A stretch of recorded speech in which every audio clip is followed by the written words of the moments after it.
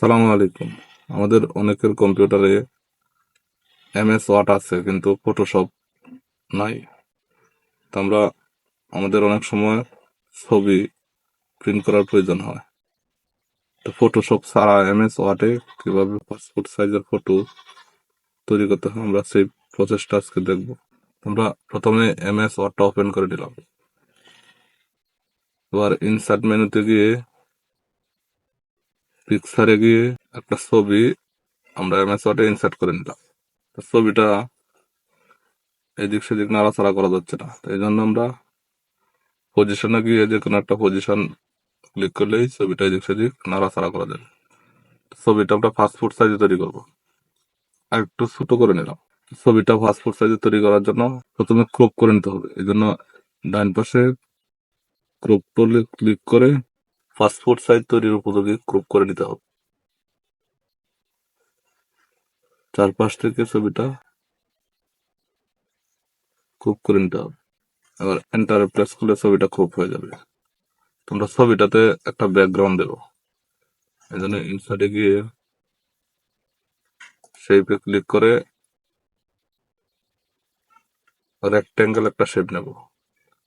শেপটা ওই জায়গায় পাসপোর্ট সাইজের মতো করে আঁকবো।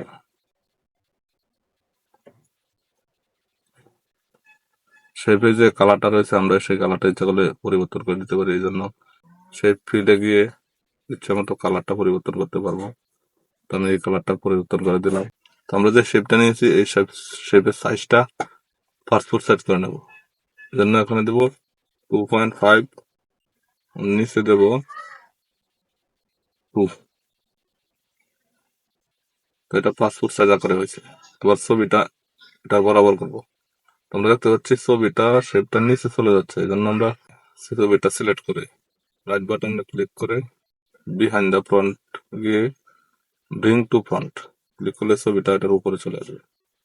এবার আমরা এটার সাইজ মতো বসিয়ে নেব। শেপটা এবং ছবিটা একসাথে করতে হবে, এই জন্য ছবিটার উপর ডাবল ক্লিক করলে এখানে ফরম্যাট মেনু আসবে।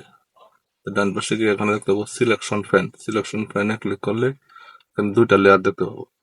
তো আমরা কন্ট্রোলের চেপে ধরে দুইটা লেয়ার সিলেক্ট করে দেবো। এবার ছবিটাতে এসে মাউসটা রেখে রাইট বাটন ক্লিক করলে গ্রুপ আসবে এবং গ্রুপ করে দেবো। তো আমরা ছবিটা পেয়ে গেছি। আবার ছবিটা আমরা ইচ্ছা মতো কপি করে প্রিন্ট করে নিতে পারবো। এই জন্য কন্ট্রোল অল্টার বাটন চেপে ধরে ছবিটা